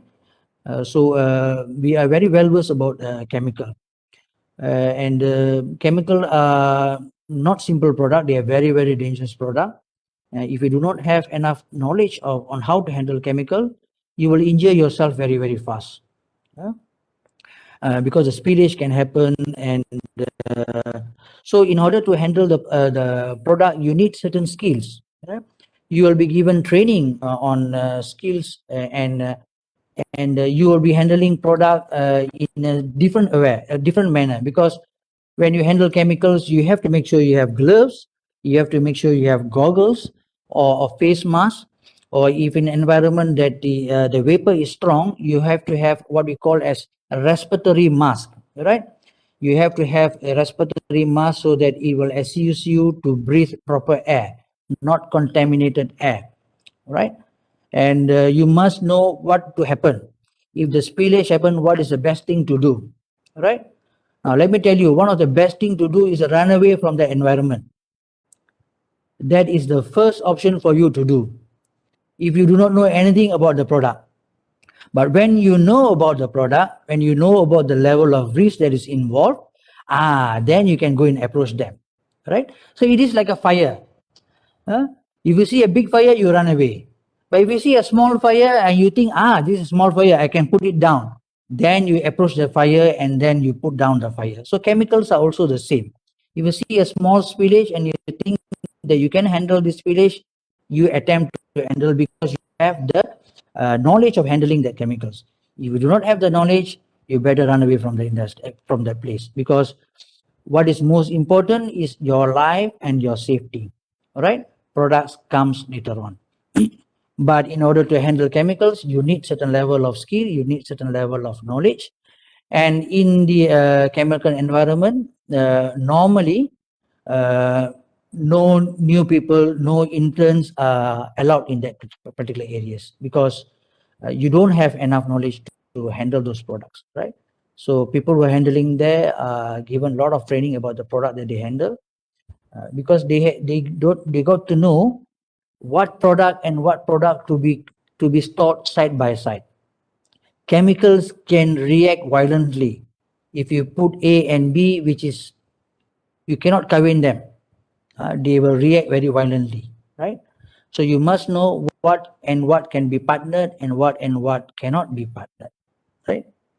So Jeffrey, hope that gives you some idea. So wow. So everyone, we should know that life and safety is the first. So in the flammable and the hazardous warehouse, we should know that we should do some preparation, know some knowledge, and the environment in the warehouse is not everyone can enter. Yes, yes, yes. All right. Because just to add on, because the chemicals, we have various. In our sectors, we have 9 classes of dangerous goods. You know, we have class 1, which is explosive; class 2, which is gas; class 3, which is solid flammable; class 4 is a liquid flammable; class 5, if I'm not mistaken, is on oxidant chemicals. Class 6 or 7 is on radioactive materials. Then you have corrosive items, and then you have miscellaneous items. So every category of chemical has different characteristics. So you need to understand those characteristics in order for you to, first of all, store the product and also to handle the product. So that is very important. Yeah, and you cannot mix. You cannot have certain things like what you call oxidizing and also gas. You cannot mix them in one warehouse. It will explode. Yeah. Those are some of the things. Knowledge that you have to obtain before you go into handling chemical environment. Chemical environment is one unique environment in the warehouse operation system. You know that is also important, Dr. Kana. Yeah. Thanks for sharing. Okay. So we move on to the next question. Okay. Same from the student Kavinesh. He asked, Doctor, if we plan to start our own warehouse services business with some years of experience, how to get our first customer or client to have a collaboration together with us? What's the best way to approach a company to use our warehouse services? For example, we target to open our warehouse service with VMC company, France. How to approach them, Doctor? Okay. Warehouses are services, right? And these services are linked to the product that you want to keep, right? First and foremost, we need to have some sufficient experience in what product we want to handle, and some experience, or you can hire people who have experience in that particular product before you want to start the business. Now, if you want to look into products, you can look into products that is on what industry base. You can go into, like example, like plastic base. You can go into electronic base. You can go into food base. You can go into rubber base, chemical base, and there are so many what you call base of product. Now, if you want to have a warehouse, first and foremost, I would suggest that you try to focus on one industry first, so that it will give you a learning curve. If you example, if you look into a electronic industry, or if you look into the plastic industry, then that will give you a list of target customers. If you choose a plastic industry, then it will give you a list of organization, plastic manufacturing organization in this part of the region, which can be your potential target customers. Then you approach them, because once you approach them, the customers want to know, first thing and foremost, have you handled plastic product before? Have you handled electronics before? All right. So this is what they want to know. Now, why they want to know that? Because they want to make sure that they give you the product so that for you to keep safely. All right. And when they ask back, they want the product to come back safely. So what is the point of I give it to you and you damage it and you give it back to me in a damaged environment? It defeats the purpose, right? So we need to focus on what we want to do. Take it one at a time. If you think you have the capacity to and the knowledge to handle the plastic things, go and see this customer and say, yes, I have experience of plastic. Now I want to look into this. Now, along the way, when you have learned about the operations, and then you see, okay, I can now move into a different operation platform, then you explore the other sectors also. Okay, so this is the advice that I can give it to you. Focus into one area, which is within your scope and your capabilities, and also it will give you a best target customers. If you go and see everybody, then you will lose your focus.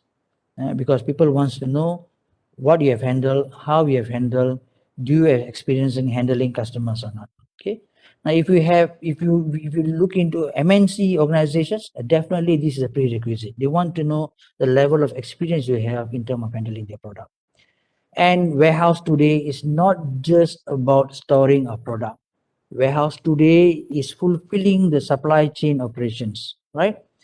Whereby you not only store the product, you also assist the organization in distributing the product, communicating with overseas customers, assisting the shipping the department or the logistics department of the manufacturer in terms of customs clearance, in terms of transporting, in terms of distribution activities.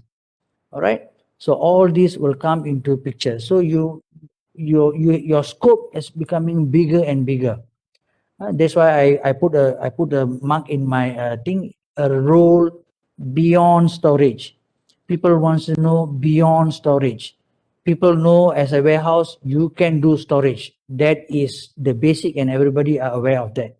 Now people want to know what additional value added services that you can give to the industry, back to the industry for the development of industry. This is where you come in as a niche opportunity for you. If you can say that I can do this, I can do A, I can do B, I can do C, I can assist you to book the shipping line, I can assist you to book the container, I can find transporter to transport for you, the customer will be very happy. Because for them, they say, you can do bulk of my job, then it's good. I can do something else now. So that kind of a message and that kind of a capability you need to project to your customer. And when your customer is convinced and he's confident you're able to handle their product, you can get the contract.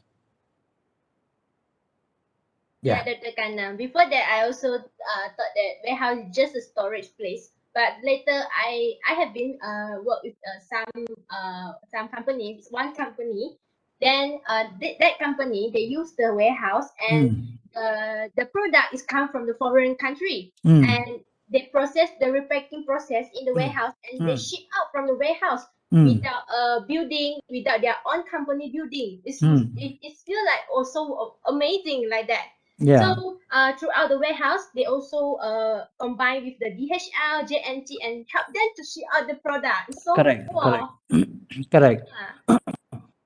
I'm sure that in your when you study logistics and transportation in your syllabus, you definitely will go through intermodal transportation and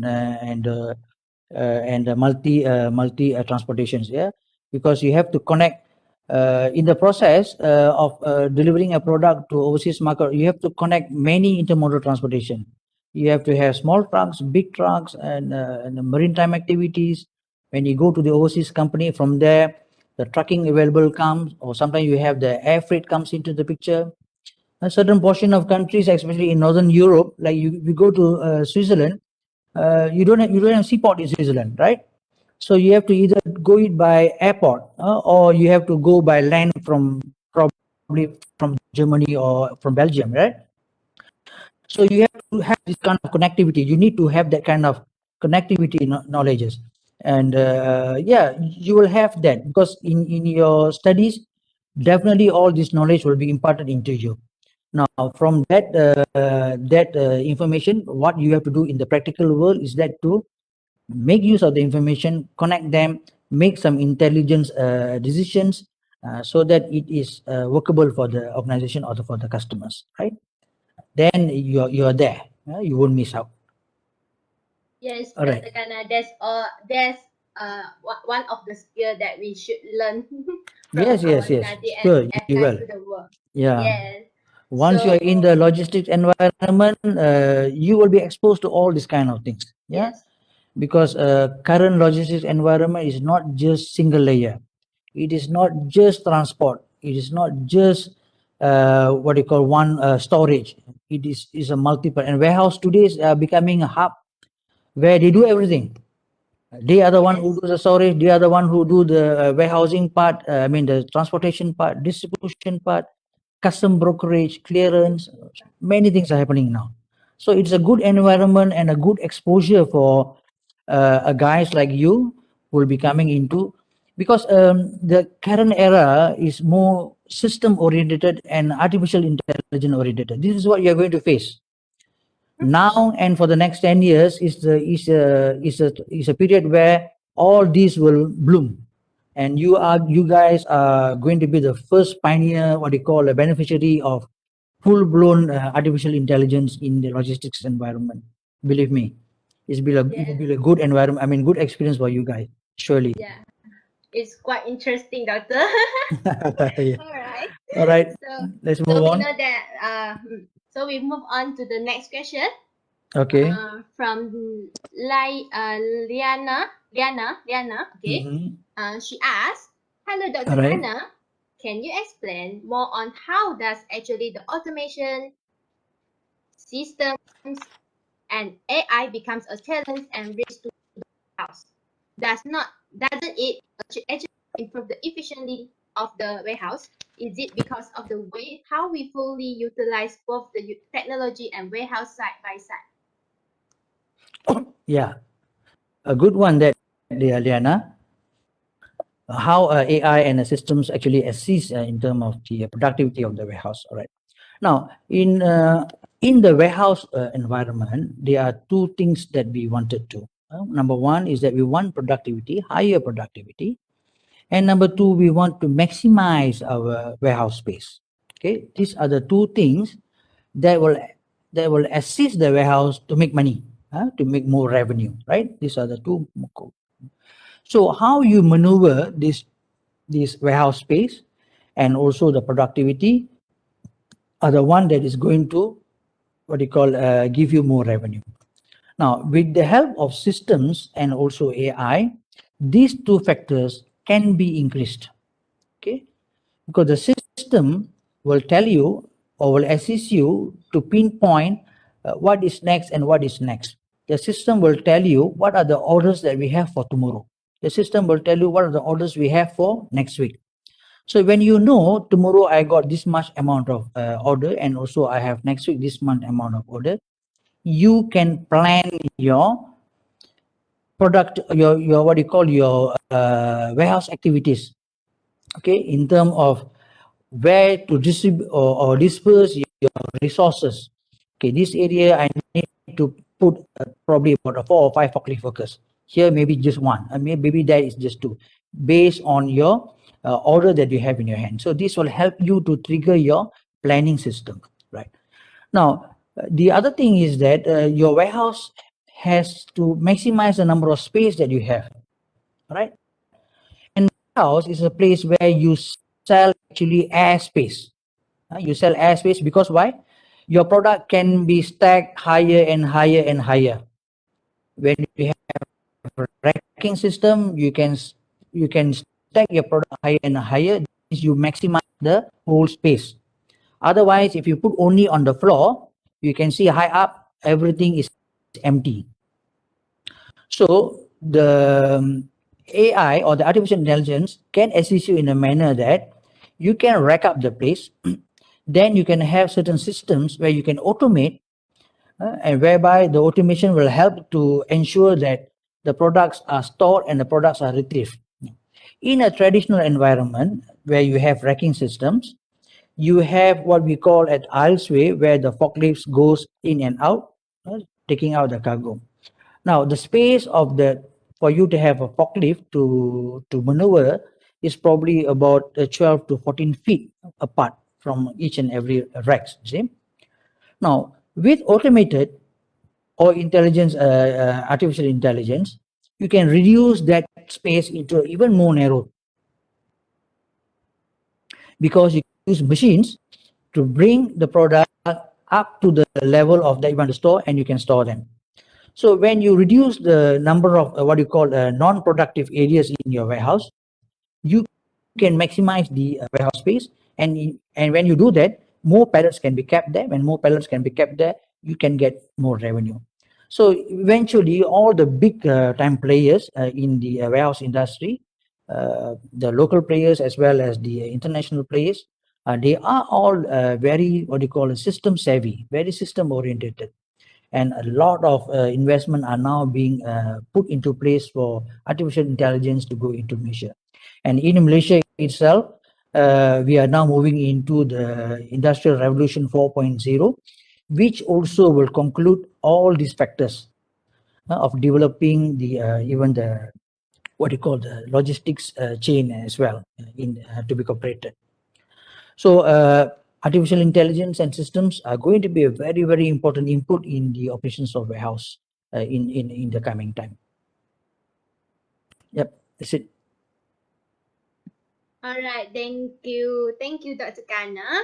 So we would like to proceed to the next question from Facebook Live. Okay, Dr. Kana. This is the question from Pavitran. Pavitran asks, how the demand of a warehouse has been ever since COVID? Demand of warehouse ever since COVID. COVID, all right. All right, when COVID happened, what happened was that the manufacturing industry were closed and a lot of other industry were closed. And the government only allow or give some leeway to what we call as essential services, right? So essential services are something like food services, make sure that you have enough food in the market, distribution of food and things, personal items and things like that. Now, one of the essential services that was allowed is also logistic services or transportation services, right? So these are the only people that were allowed to go to work and do the work. So like in my organization, when everybody was doing work from home, unfortunately, a lot of people like me and rest of my people, we work from office all the day too. We never had work from home experience. So why? Because we are doing essential services. We are there to ensure that the products are delivered. We want to ensure that the factories and the raw mats are delivered on time so that people at work. So likewise, the warehouse was very active during the MCO time. We basically don't have time to relax, and furthermore, coupled with the reduction into manpower, we were actually very stressed out because we have only skeleton of people working in the industry. Although we were given something like 60% has to work from warehouse and 40% has to work from home, we have to juggle the number of people that we have, whereby what we do was that we put them on shift operation, we put them on alternative day operation. Some come in the morning, some come in the afternoon, so that we can cater for the request and the logistics requirement. Okay, and yeah, we were quite busy during the MCO time because of the sheer status that we have to do some essential work. Yeah, because a lot of containers, a lot of lot of finished goods that has come from overseas are all stranded in the port because the factories are closed, right? So some of the industry players were called in to help the port, and SIF organization was one of the organizations that is called in to help the port, because our warehouse environment is a bonded warehouse environment, whereby you can bring the product from the port and you can pack it there, because those are what we call duty exempted by the customs, right? So even the warehouse, I mean the manufacturers are closed, but we ease the congestion in the port by bringing them into our bonded environment, keep them for a while until the situation ease, and then we send it back into the port, or we can also deliver straight to the customer if the customer wants it. And yes, we were busy during MCO. So the logistics industry were busy. The warehouse industry was also the same thing. As some industry were having what you call was on full-fledged during MCO time. Okay. All right, thank you, Dr. Kana. So we move on to the next question. Okay, we pick the question from here. We answer the question. Sheldon. She asked, Dr. Kana, good morning. May I ask about how to practice green warehouse in Malaysia? In Malaysia, are there any laws law compelling Malaysian warehousing to follow and practice green warehousing? Oh, yes, sure. Definitely you have laws in Malaysia. All right. When you, as I mentioned just now, there you have two main warehouses, which is a general warehouse and also a bonded warehouse. Okay. General warehouses, of course, you can have the warehouse and you will be under the preview of what do you call local authority. Like if you are in people like Majlis Bandara and things like that will be also looking into you, and you will be also be what they call monitored by a DOSH, Department of Organizational Health and so these are for a general environment, right? Because you are not bound by many laws. Of course, you have license you have to take from the local council. As for the bonded warehouse, it is more stringent because bonded warehouse are governed by the customs operations. So you need to have a license from the customs so that you can operate the bonded warehousing, right?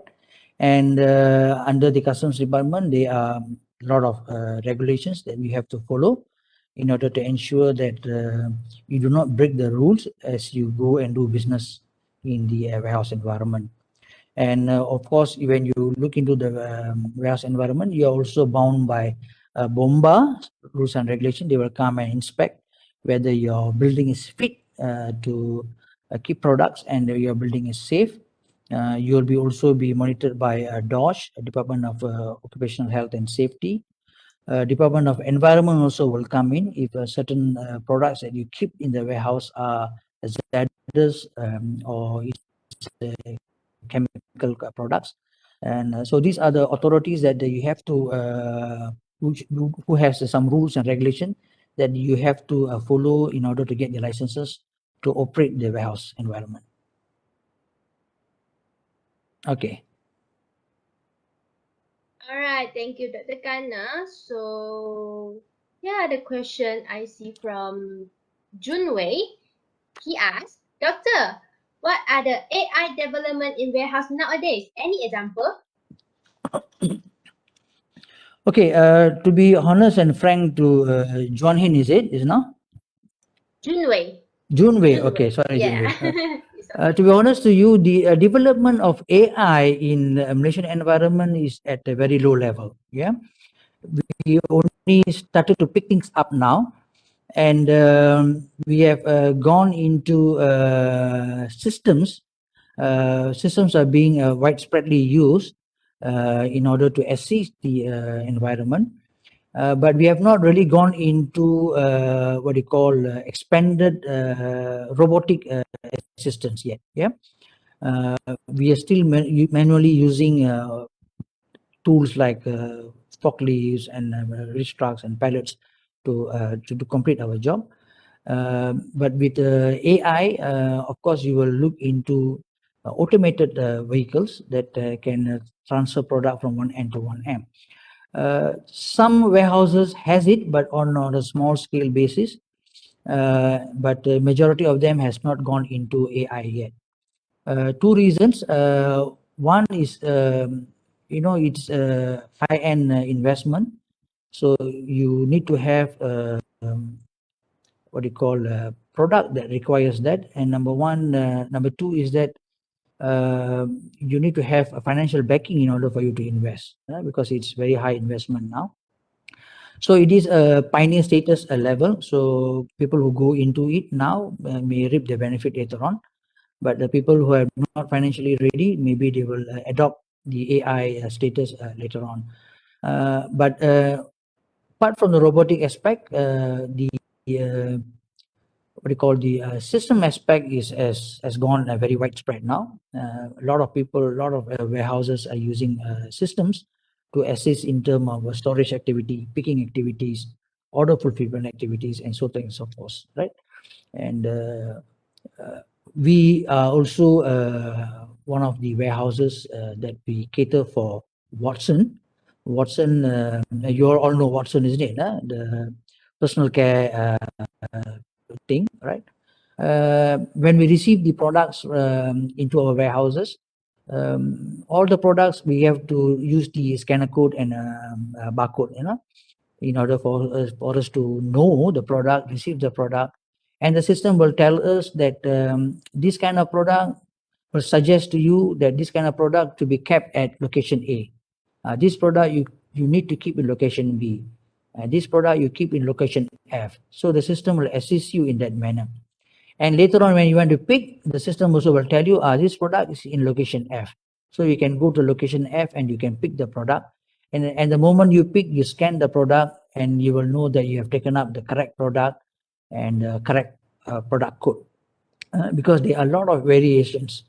Even what they call small products also has different variation in terms of the flavors or in terms of colors. If you take a lipstick for that manner, lipstick got many colors. So each product has a different product code. So if you read the document and the document says that it's only lipsticks and there's no product code attached to it, then there is a potential that you can make or you'll pick the wrong product. Okay, so the system is very useful, very handy, and all of us are using systems, because when you have a large warehouse space to operate, easily your product can go missing. Because when you come into the warehouse and you say you park the product in location E, but then when you report the product or you update into the system as location Q, then you have the whole day finding for the product where I kept it. See, if it's a small warehouse environment, something like a 20,000, 30,000, 50,000 square feet environment, you still can afford the time to go and look for the product.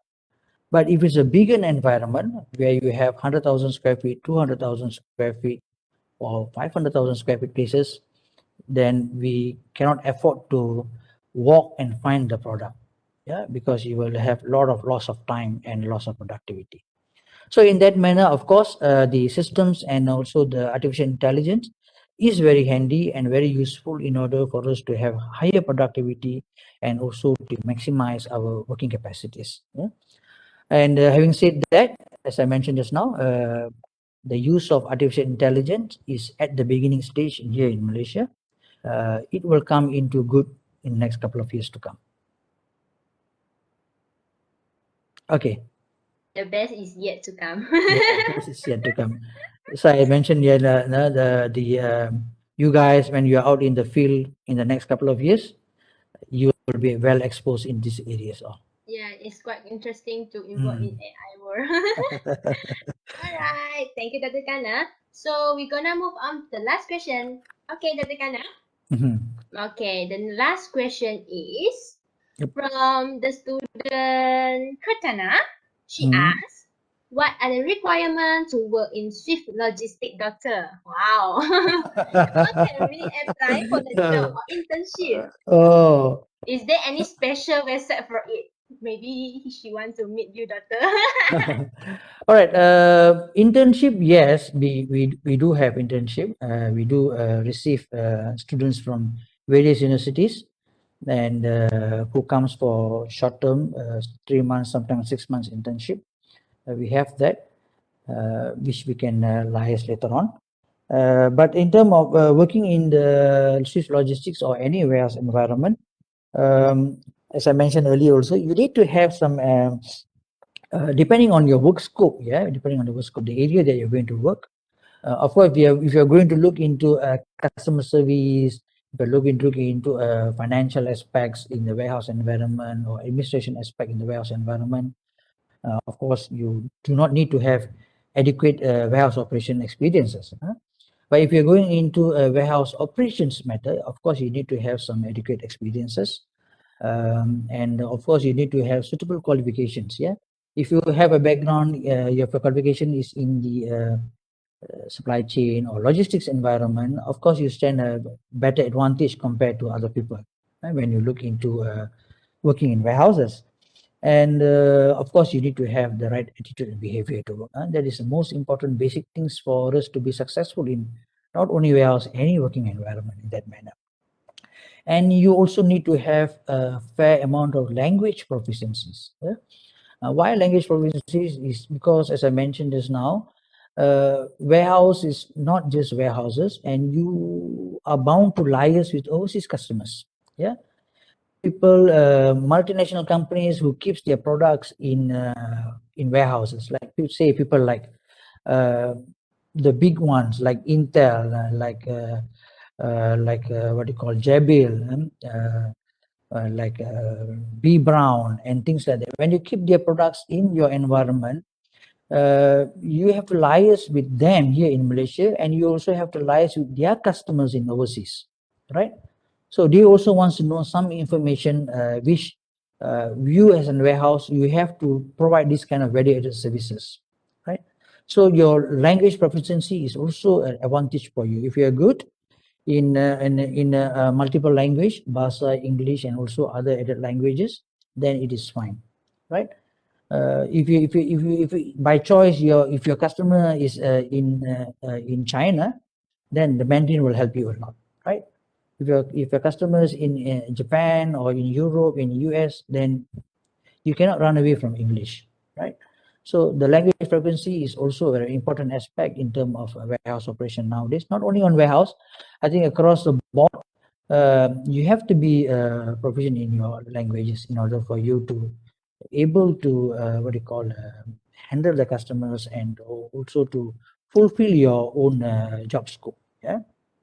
So this is I think basically some of the thing, Kirtana, and I hope that you never know, one of these, that hope probably one of these days we can meet up in safe logistics. All right. Alright, Dada Kana. Hope one day we can meet each other in Swift Logistics. Yeah, yeah. It's All so right, good, interesting good. to learn from Dr. Kana. Okay, all right. Alright, so thank you, Dr. Kana, for your sharing and all of your questions. Our program has now come to a close. Thank you again to everyone who had joined us for gracing our webinar with your presence, which we greatly appreciate. Before we finally end the webinar, I would like to encourage all participants and committees to snap some photos with our speaker, Dr. Kana, as a memory. So, participants feel free to open the camera and we snap the photo with our speaker.